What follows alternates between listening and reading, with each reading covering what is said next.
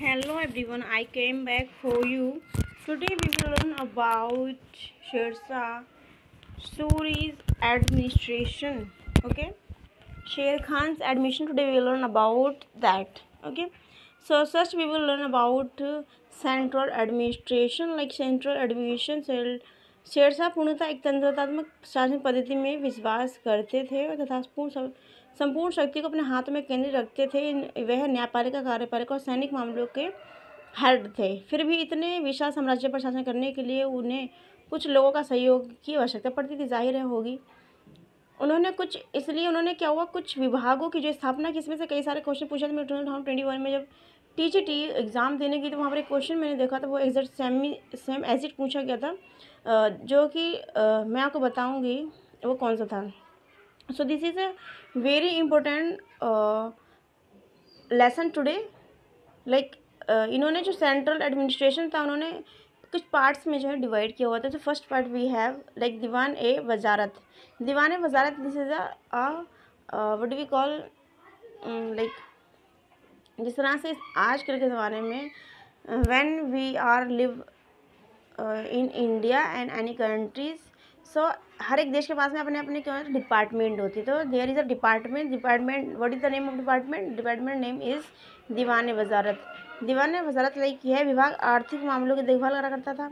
इसका अध्यक्ष जो है था वजीर हुआ करता था। ठीक है, प्रधानमंत्री, इसका पद प्रधानमंत्री के समान था। अंत यह अन्य मंत्रियों के कार्यों को भी देखता था। जिस तरह से प्रधानमंत्री हमारे इंडिया में है, लेकिन इंडिया में जो है जो पहला जो नागरिक वो हमारा राष्ट्रपति को माना जाता है, और राष्ट्रपति के हाथ में पावर जो होती हैं तो वो पावर सिर्फ नाम मात्र की होती है, लेकिन जो हम कह सकते हैं एक्चुअल में जो पावर है वो प्रधानमंत्री के पास होती है। इस तरीके से उस टाइम वजीर हुआ करते थे, जो कि आज के टाइम के प्रधानमंत्री के सिमिलर थे। ठीक है ना।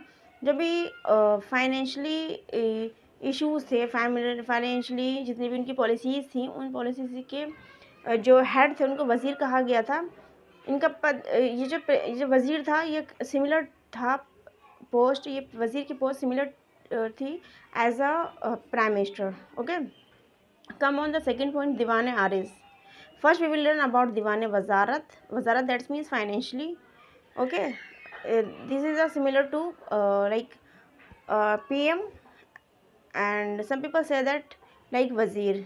Okay, on this some people say that like it's this post is similar to PM. Okay, come on second point, दीवाने आरिज और दीवाने अर्ज। Okay, both are similar.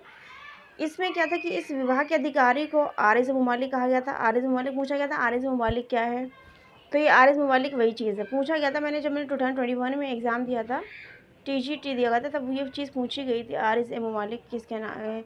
एक फाइनेंशियली मिनिस्टर है ना, या फिर एक जो है सैन्य अधिकारी है, या फिर और भी चीज़ें में पूछी गई थी। तो अगर पता होगा तभी हम लिख पाएंगे आरिज मुमालिक। ठीक है, दीवान आरिज या फिर दीवान अर्ज का एक विभाग था। ये जो था मिलिट्री, जो डिफेंस से रिलेटेड, जो हम कह सकते एक पोस्ट थी, जो एक डिपार्टमेंट था वो था। ठीक है ना, जैसे आज के टाइम में हमारे यहाँ कमांडो होते हैं। ठीक है ना, 3 तरह के कमांडोज होते हैं। ठीक है ना, तो उसी तरीके से ये आरिज मुमालिक एक कहते हैं मिलिट्री टाइप थे। ठीक है ना, सैन्य जितने भी काम थे वो इनके अंडर में आते थे।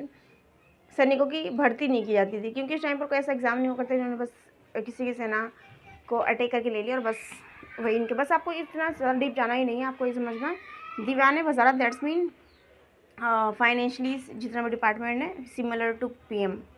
And what do we call वजीर, वजीर is a post similar to PM। Okay, and दीवान अर्ज और आरिज, this post similar to military और defence as well. And the third point is दीवान रिसालत। दीवान रिसालत दैट्स मीन्स यह अन्य राज्यों के साथ पत्र व्यवहार आदि के जरिए संपर्क रखता था। ये मतलब एक तरह से हम कह सकते हैं जितने भी ईमेल, जो आज के टाइम में हम ईमेल पोस्ट करते हैं by internet, mobile and laptop, लेकिन उस टाइम में क्या होता था, ये जो ना उस टाइम पत्र चला करते थे कि भी हमें सामने वाले जो ममालिक हैं, उन जो कंट्रीज़ हैं, उनसे हमें क्या करना, फ़ाइट करना, तो हमें उनको पहले पत्र से इनवाइट करना पड़ता था। तो ये चीज़ जो भी पत्र का आवागमन हुआ करता था, हम कह सकते हैं, तो वो दीवान रिसालत करते थे, दीवान रिसालत। ठीक है, और दीवान इंशा क्या था, दीवान इंशा ये एक सामान्य प्रशासन विभाग था। इसके अधिकारी का प्रमुख कार्य सरकारी आदेशों का पालन करना और लिपिबद्ध करना था। मतलब जितने भी जो हम कहते हैं लिपिक, लाइक लिपिक what we call in English लिपिक, एक्चुअली मुझे वर्ड ज़बान पे नहीं आ रहा है, words did not come on my tongue, what we call लिपिक, क्लर्क, यस क्लर्क, दीवाने इंशा दैट्स मीन्स क्लर्क। इसका क्या करा होता है, सरकारी आदेशों का पालन करवाना, उनको जैसे कि आज के ज़माने में क्या होता है, टाइपिस्ट रहते हैं ना, टाइप करते हैं, उस तरीके से लिपिबद्ध हुआ करते थे, जो कि अलग अलग लैंग्वेजेस के बहुत ज़्यादा महारथी हुआ करते थे, लिपिद उनको बोलते थे, करते क्या बोला करते, क्लर्क टाइप थे वो, दीवाने इंशा के अंदर थे।